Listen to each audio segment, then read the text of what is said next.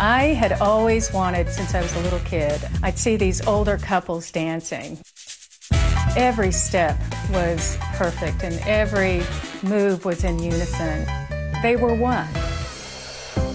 Rochelle Shatina was looking for the perfect partner in dance and in life, and she thought she'd found him in a wealthy doctor. He was a wonderful dancer, and he introduced himself to me. My name's Joseph. But somebody else wanted to cut in, this plastic surgeon. Hello, I'm Dr. Mike Dixon. 911, what's the emergency? 3 people trapped in what would become a dance of death. There's a bullet. I need somebody to hurry. There are police cars everywhere. There's crime scene tape all around. It was just absolute chaos. It was an in-and-out job, a hit to kill this person specifically.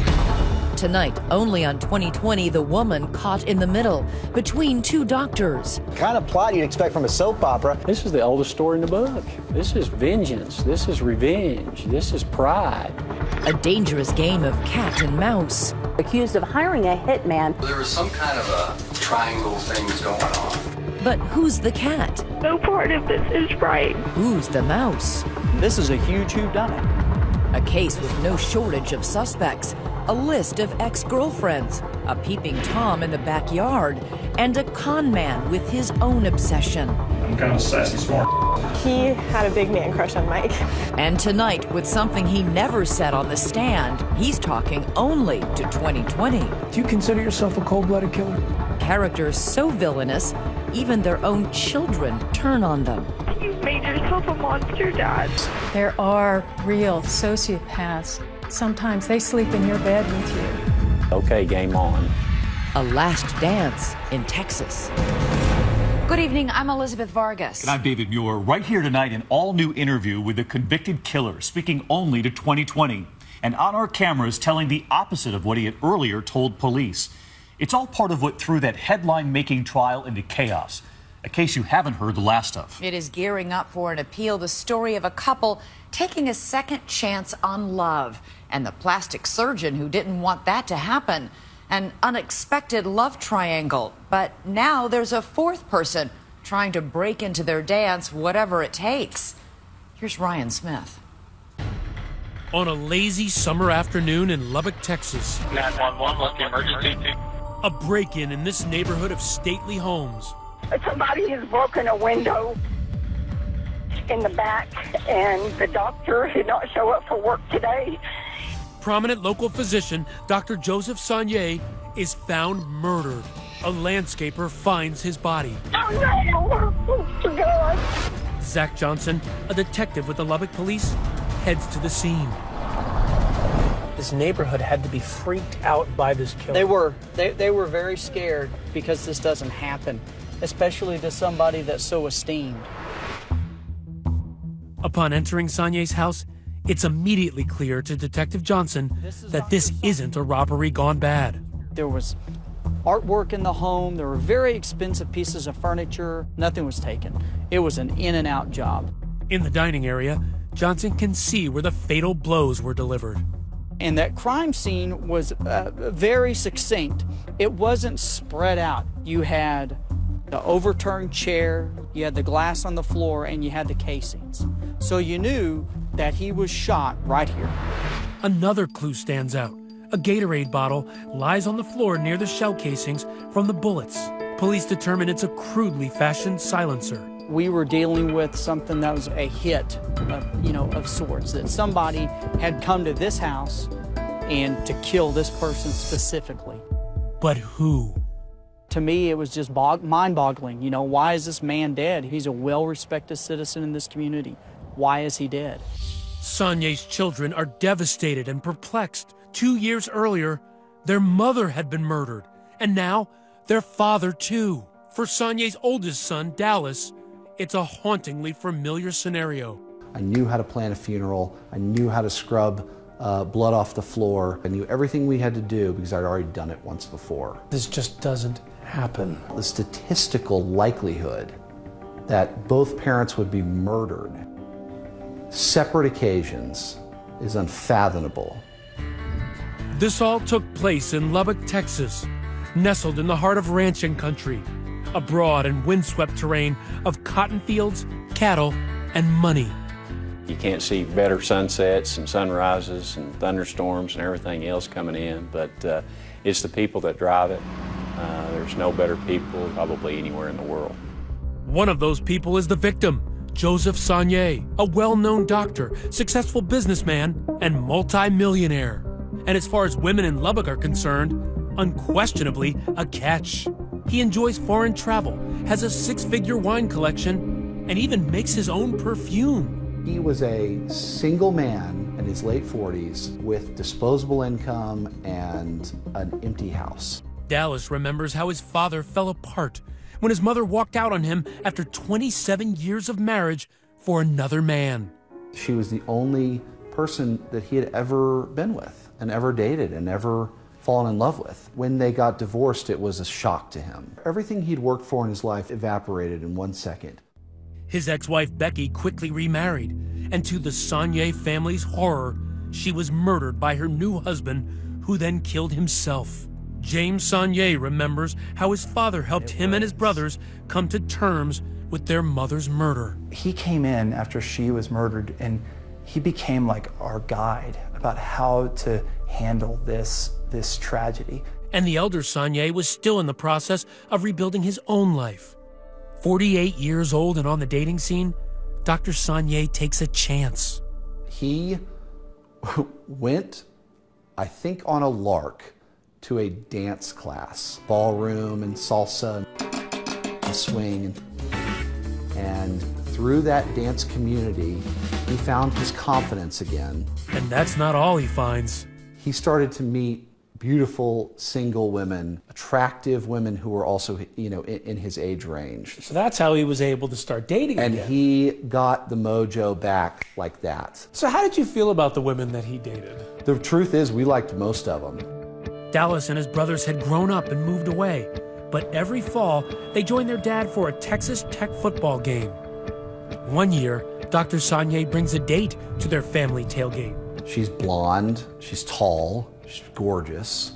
She is Rochelle Shatina, single mother of 4 boys who Sonnier meets at a ballroom dance class. It's the first date, and he's bringing you around his family, that's nerve-wracking for some people. I mean, it was the first date. It really wasn't a big deal to me. I certainly wasn't nervous about it. She knew how to handle herself in a social situation around his sons. We're tough critics, and we gave her a thumbs up. Like Sonnier, Rochelle is divorced and has grown children. They begin dating, and when things start to get serious, he takes her to visit his grandchildren in Los Angeles. We had a great time. She came over to the house. We played with my kids. It couldn't have gone better. She's a smart girl, aren't you? While Sonnier is enjoying dating Rochelle, Dallas says his father's feelings do not run to marriage. In your mind, he was never going to put a ring on it. That's right. But Rochelle may want more than casual dating. According to Sonnier's family, she repeatedly tells him how much she wants to get married. It was constant pressure at every step of the way following the LA trip. That's not true. What I was looking for was a committed relationship with a good person, and that was it. A couple of months after the LA trip, Dr. Sonnier tells his son that he and Rochelle were going to Paris. It was a birthday gift for my 50th birthday. I was just over the moon. It was really a dream come true. Joseph and Rochelle's romantic getaway includes a trip to the Pont des Arts, a bridge across the Seine River in Paris, famous for so-called love locks that line the bridge by the thousands. We bought a lock, and Joseph wrote his name on it, and I wrote my name on it, and you throw the key into the Seine River, and that locks in the moment forever. But for Rochelle and Joseph, forever would only be a matter of weeks. On a sweltering Wednesday in July, Rochelle learns that the love of her life has been murdered. There are police cars everywhere. There's crime scene tape all around Joseph's house. Emergency vehicles there, reporters there. It was just absolute chaos. Cutting through the chaos and confusion, Detective Zach Johnson zeroed in on Sonnier's girlfriend, Rochelle Shatina. You always have to consider people the closest. because 90% of the time, it's going to be the people that are closest to our victims that commit the crime against them. The police take Rochelle in for questioning. She's on the hot seat, and she starts naming names. There's just, some girls that he dated, and Joseph would get these horrible text messages, calling him, you're such a whatever. When 2020 returns.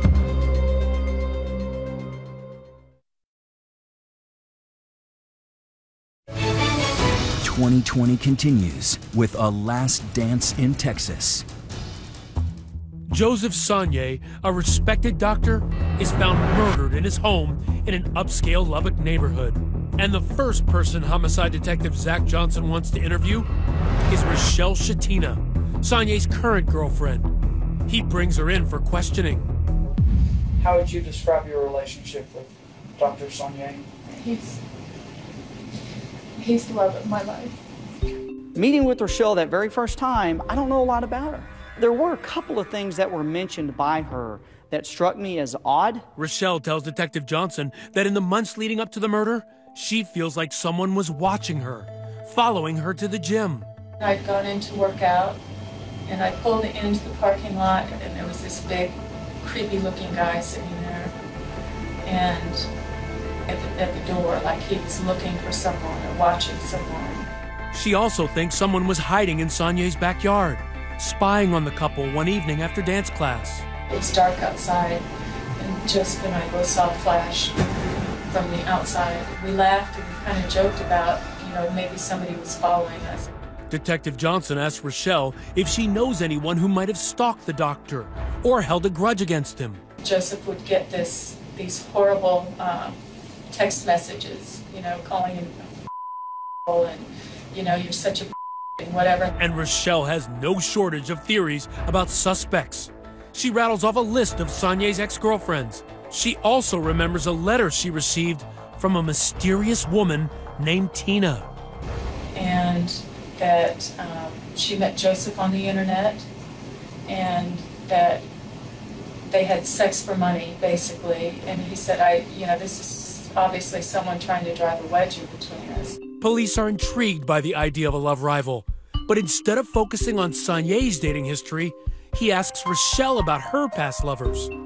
One name is on the tip of her tongue. It's Dr. Thomas Michael Dixon. He's a plastic surgeon in Amarillo. Dr. Mike Dixon.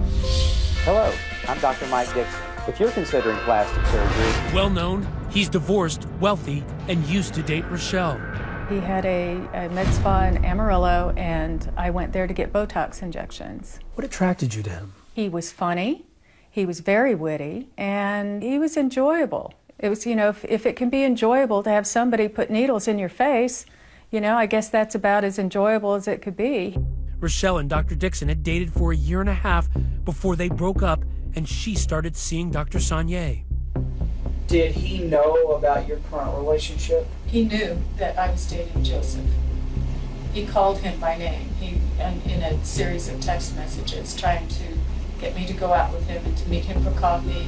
Rochelle says she rejected his advances, but he was persistent. So he wanted you to see him on the side, basically. He wanted me to come back to him. I told him no. But is Dixon the kind of man to take no for an answer? Johnson wants to find out. So he drives 2 hours to Amarillo for a face-to-face conversation with Rochelle's ex that the detective secretly records. Dr. Dixon, I'm Detective Johnson with the Lubbock Police Department. We've got a case down in Lubbock, and I'm needing to talk to you about it. I told him it was Rochelle's boyfriend. And his first thing was, oh, I don't know anything about him. I don't know anything about him. I haven't talked to her in months and months. And I was like, okay, well, that's a little odd because in our interview with Rochelle, she told us that he knew about the relationship. I'll be honest with you, I love that woman. I really did. He was obsessed with Rochelle. He's having a lot of problems getting over this breakup. He just couldn't seem to let her go. For Detective Zach Johnson, alarm bells were sounding. I really had fallen head over heels. In fact, made a lot of life changes for her. He's very upfront about, yeah, I wanted her back. Dixon recalls how their relationship ended when he failed to propose to Rochelle on her birthday and instead gave her a subscription to a Tea of the Month club. And she went ballistic and said, well, it's not a big rock. And I said, no, it's not. Like a wedding ring. It wasn't about the fact that it was tea. Tea is lovely. I don't happen to drink it. He was not present in any emotionally supportive aspect of my world. But despite Rochelle's unhappiness with him, Dixon says they kept in contact after their breakup. She was like, hey, you want to put this back together? And I was like, yeah, I did. And so let's plan a trip, blah, blah, blah. The next day, she's like, hey, sorry, I'm in love with my dance partner. Still loves her, he's got a lot of feelings for her, but boom, she drops the hammer on him and says, oh, by the way, I'm in love with my dance partner. Some would say, well, you're throwing it in his face a little bit. Well, no, I wasn't throwing it in his face. There was, an ugliness from him to me. Dixon seems like a likely suspect, but he has an alibi the night of Sonia's murder, as do Rochelle Shatina and those ex-girlfriends. Detective Johnson is stumped. There's something not right here. This is a huge whodunit. Until Johnson gets the call all detectives pray for. It's from a tipster who offers a new name that could crack the case. His name's Dave Shepard, S-H-E-P-A-R-D. But who is Dave Shepard? Stay with us.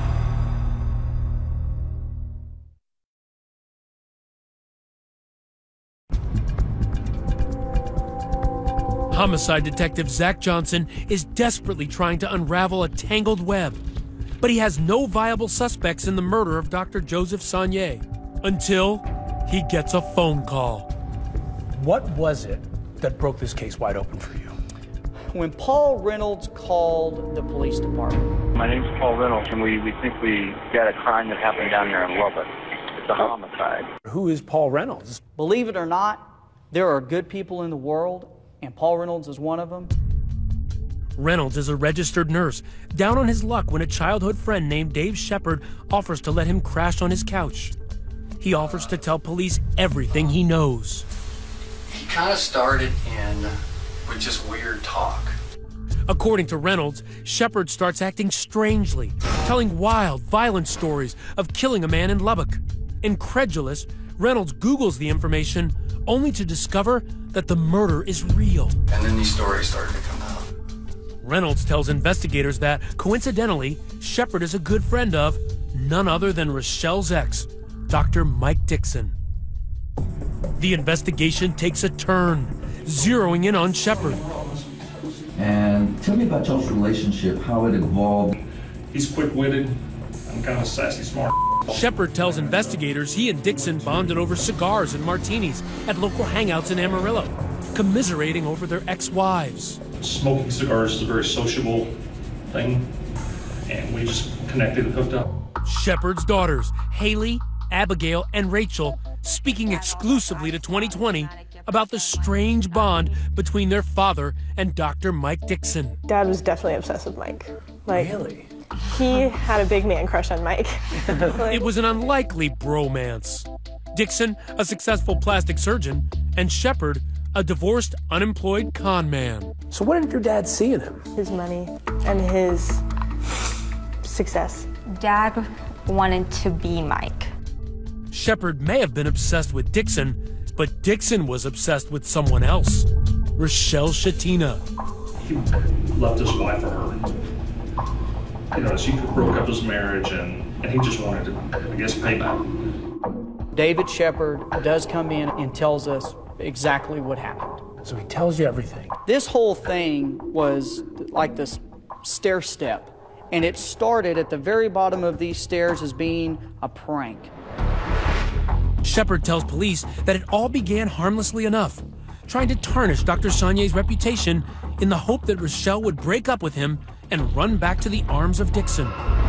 What were some of the things they came up with? They were going to get this porn subscription. Go to an adult bookstore and buy the most obscene, nastiest man-boy love association book he could and buy him a subscription and send it to his office. Because I said, that's a gift that'll keep giving. They were thinking that was going to ruin his reputation. As the months go by and Rochelle is still dating Sonia, Dixon becomes desperate. He said, well, you have to follow him and figure out where he's at. He goes, hey, what are you doing? Let's take a little trip to Lubbock. They drive the 120-mile stretch of highway between Amarillo and Lubbock. And next thing I know, he tells me that Rochelle and Dr. Sonia take these dance classes. And he showed me where the dance class was, where to go. Shepard spends months in Lubbock watching the lovers. Turns out it was Shepard who scares Rochelle in the early morning hours when he's staking out her gym. And it's Shepard who, in a brazen move, breaks into Sonia's backyard and takes this accidental selfie. The flash alerting Rochelle and Sonia inside. It looked like a camera flash, and we kind of shrugged our shoulders and said, that was weird. Shepard fails to dig up dirt on Sonia, so Dixon grows impatient. Was there a specific act that he was wanting done? Was that what y'all were discussing? Yes. And what was that? He wanted him hurt, and then it gradually developed into having him killed.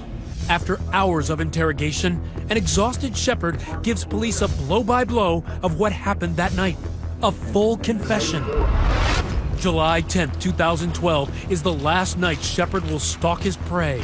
He breaks into Sonia's backyard, armed with a gun and a knife, and lies in wait.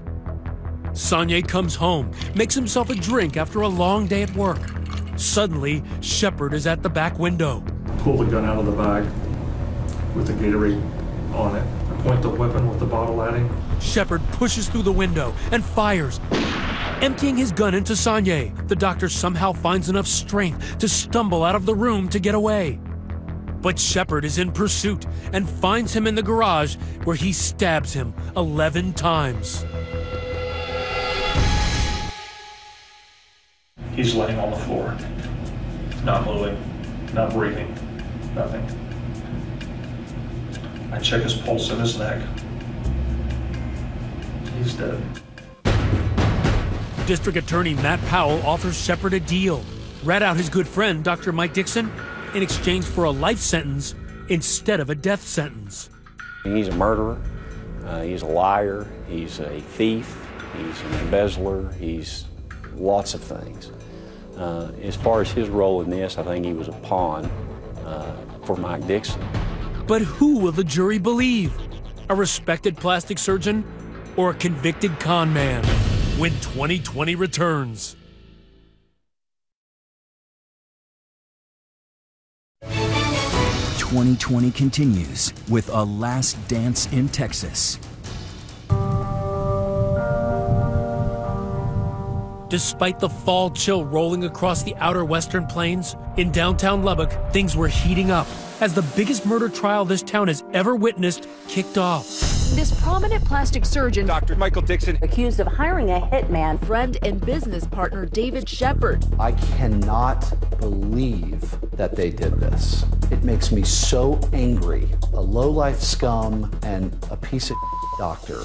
Dallas Sonia was hell-bent on bringing his father's suspected killers to justice. What was your mindset going into that first trial? Let's go get these guys. The man tasked with putting Dr. Mike Dixon away, a hard-charging Texas district attorney named Matt Powell. Mike Dixon's running this show, and he orchestrated this whole thing. Now, many people make the argument that Mike Dixon never laid a hand on Dr. Sonia. He's just controlling the knife. Dave Shepard's just another instrument for Mike Dixon. And that instrument, Dave Shepard, has agreed to testify, pitted against his best friend Mike Dixon to avoid the death penalty. This is the oldest story in the book. This is vengeance. This is revenge. This is pride. The motive? In courtroom 72 of the Lubbock County Courthouse, the prosecution paints a picture for the jury of Dixon as an obsessed, calculating puppet master. He either wanted her to suffer or he wanted her back. And only he knows what the true answer to that question is. But Dr. Sonia was in the way. The pillars of Powell's case, police find the gun Shepard used at the bottom of a lake conveniently located behind Dixon's office and discover it's registered to Dixon's brother. And they also find surveillance videos from the day after the murder. That's Shepard in the plaid shirt, Dixon in blue, the two hanging out, thick as thieves. But Shepard is struggling with the knowledge that he killed a man. Was there any discussion about when the police went over there and spoke to him? He was nervous. Said I had to get out of town. But he didn't. Instead, Shepard attempts suicide. He slits his wrists. When he fails, who does he call for help? His buddy Mike. Here they are. That's Shepard towering over Dixon as they head into the doctor's office to stitch Shepard up. So he sews your hand up, and does he discuss anything with you in reference to Sonia? Told me I need to keep my cool. Prosecutors also have a myriad of incriminating text messages between Shepard and Dixon, as Shepard stalks Sonia for months. Messages from Dixon ordering Shepard, "You have to stay close. Watch him in the AM. Go get him. And put it on him." Finally, what's the price for murder between friends? Police say Dixon paid Shepard for the hit in the form of a box of Cuban cigars and 3 silver bars. Bars that turned up at this pawn shop in Amarillo. 1 before the murder, 2 the day after the murder, sold by none other than Dave Shepard. In terms of demeanor, he didn't strike you one way or the other, it sounds like? Not at all. A couple days later, he's on the front page of the paper. I was blown away. But Dixon's lawyers have an explanation for all of this. First, the gun used. They say Shepard stole it from Dixon's home. Defense attorney Frank Sellers shows me where. They came in here, they're picking out a cigar to smoke, and Shepard opens this drawer here, and it's a gun. So that's how Shepard knew a gun was in that drawer? Exactly. And the silver bars? The defense says they were for a business investment, not a murder for hire. They say Dixon only wanted Shepard to try to take photographs of Sonia out with other women, to show Rochelle Sonia wasn't all he was cracked up to be. In the days before they leave for Paris, he says, "It's gotta happen tomorrow because the trip is imminent." It almost sounds like somebody's trying to say attack or hurt somebody imminently. We believe it was an attempt to make the trip uncomfortable. Get the photographs. And they say this was all because Dixon was upset. He believed Rochelle was throwing her new relationship in his face. Rochelle was posting on Facebook all the time how Dr. Sonia was 10 times the man that Mike Dixon would ever be, and he wanted to show Rochelle that she was wrong. So from your perspective, it wasn't about Rochelle Shatina, it was about Mike Dixon and his ego. Right, if he was obsessed with her, he'd have been following her. Were you in any way trying to flaunt your relationship? He was blocked from my Facebook page. So was I flaunting anything? No. Dixon's attorneys say Dave Shepard simply went rogue when he killed Sonia. Do you at least admit that he planted the seed by even discussing this relationship? Planted the seed for a murder? No, absolutely not. Mike is morally responsible for David Shepard being down here, but not for the purpose of killing Dr. Sonia. Mike Dixon never wanted that to happen. I asked him, "You sure you want to do this, Mike?" I said, "Have you ever, when you kill somebody, that'll affect you from the rest of your life. You'll have nightmares, it'll bother you." And he goes, "Doesn't bother me." And when it was time for the trigger man to testify against his best buddy in open court, the Sonia family was sitting front and center. He had a chance to get up there, confirm his story, point to that guy as the person who paid him to kill my dad, and end it all. But the bromance is still on. Shepard is about to change his whole story to save Mike Dixon's skin. Did Mike Dixon ever ask you to kill Dr. Joseph Sonia? See what happens next.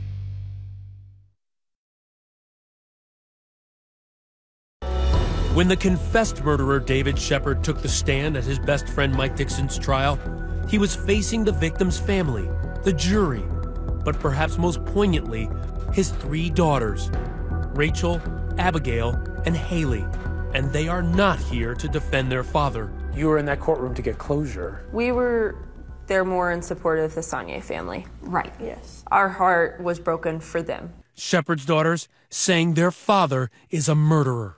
And do you think that Mike Dixon paid your father to kill Dr. Sonia? Yes. Yes. But on the stand, a shocking twist nobody saw coming. Shepard himself has basically denied all of his previous testimony. The man whose confession was expected to put Mike Dixon away changes his story, letting his friend completely off the hook while leaving a veteran prosecutor blindsided. You begin to question him. What happens? Well, he completely digressed from what his statement was to law enforcement and the fact that Mike Dixon didn't have any involvement in this deal. What's going through your mind? Okay, game on. In that moment, I've never hated anyone more than I've hated him in my entire life. If Shepard flip-flopped on the stand in hopes of freeing his friend, it works. The case ends in mistrial. The only reason for the hung jury was David Shepard's testimony. It was cowardly. He has a chance to make it right, and he completely ruined it. Why do you think he did that? He was trying to help out his buddy. Back in jail, his daughters confront him. It's a rare and raw look at a fractured family. But Daddy, you didn't tell the truth. I did. You didn't say anything. You just kept saying that you wouldn't tell them. But I did.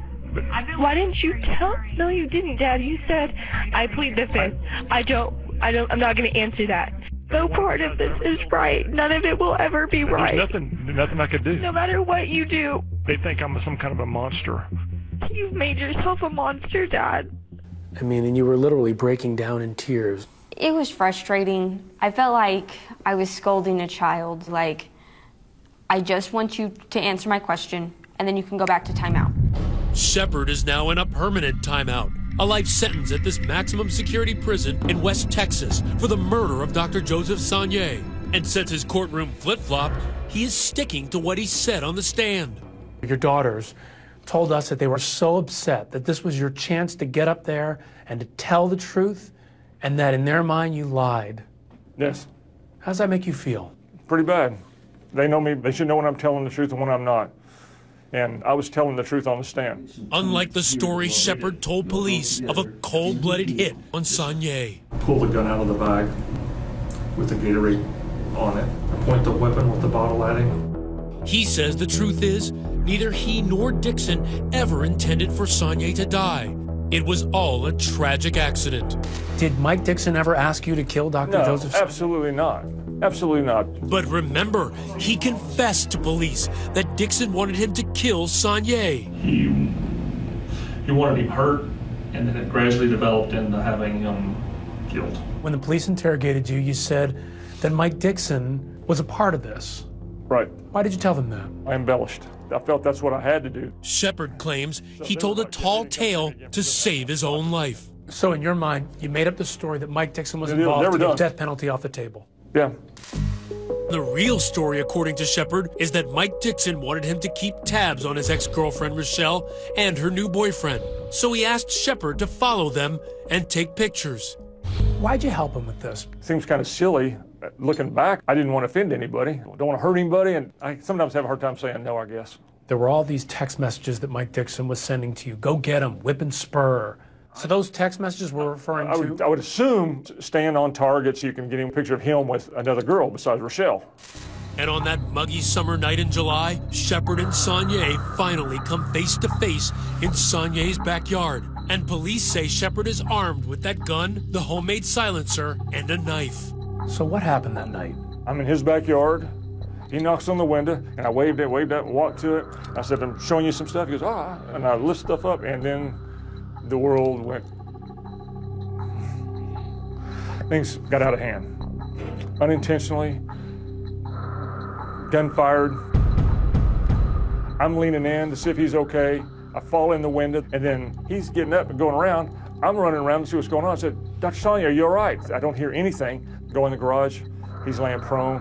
I hear his last breath. I reach down. There's no pulse. In a bizarre and misguided attempt to cover up the accidental shooting, he plunges his knife into Sonnier's lifeless body. Did you stab him? I did stab him a couple of times. I can't reconcile the number that the prosecution says. 11, I think they've said. I had Dr. Sonnier's phone in my hand, and I considered dialing 911 just to call the authorities, and I didn't. And I put it back in, mutilated his bodily remains, and tried to cover it, making it look like something else. Do you consider yourself a cold-blooded killer? No, absolutely not. An idiot, you know, careless. I mean, but no. After the murder, Shepard says he drove to Dixon's house back in Amarillo to tell him in person what happened. Well, I said, Mike, things didn't go like I hoped. He goes, what are you talking about? And then I broke the news to him. And he's like, so are you telling me? I said, yeah. And he goes, well, we'll just have to see what happens. Less than 24 hours later, the police were at Dr. Mike Dixon's door. Dr. Dixon, I'm Detective Johnson with the Lubbock Police Department. But why wouldn't he have shared all that with police who were then coming by his house? He didn't even mention your name. My speculation is that he didn't know what to do, and he's like, okay, let's not bring Dave in, because then we're like throwing Dave under the bus. Plus, it looks bad for him. And I was trying to get pictures about this guy that was dating his former girlfriend. I didn't mean to kill Dr. Sonnier. I have nothing against Dr. Sonnier or his family or Rochelle Sativa. I have nothing against any of them. I really don't. What would you say to them right now if they were watching? I tell them that I'm very sorry. I took your loved one. Despite Shepard's second story, the prosecution is undeterred. And a year after the mistrial, Mike Dixon faces a retrial. Amarillo Dr. Michael Dixon is back on trial. And this time around, Matt Powell has a new witness. The number one most important thing from this second trial was the unbelievably courageous testimony of Haley Shepard. Next, Dave Shepard's own daughter Haley takes the stand. And what she recalls about a simple steak dinner will stick a fork in this case once and for all. What did you say on the stand?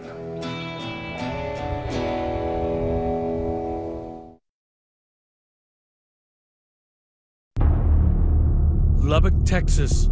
Haley Shepard, the hitman's daughter, is on the stand. She takes the jury back 3 years, and you'll see why. It's a hot summer night in Amarillo, Texas. Her father, Dave Shepard, treats his daughters to a fancy steak dinner, served with a side of suspicion. He had some money. I got a nice steak.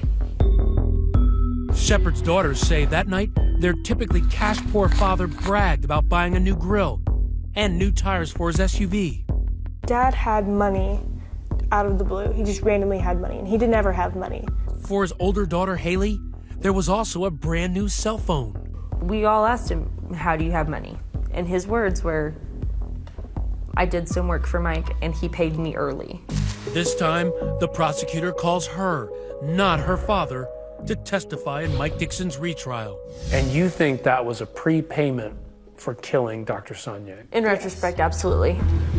For victim Joseph Sonnier's family, Haley's testimony is a game changer. She got up there and said, at dinner I asked my dad, I said, where'd you get this money? And David Shepard says to her, I did some work for Mike. He paid me early. Don't ask what I did for him. Game over. It takes a new jury only 3 hours to deliberate. And my hand was shaking like this because I knew we got a guilty verdict. I knew it, I knew it, I knew it. And he's right. The verdict is in. Unanimous verdict. Guilty on 2 charges. Mike Dixon is convicted on 2 counts of capital murder. What was your first reaction? I had to turn to my wife and I had to say, he said guilty, right? He said guilty.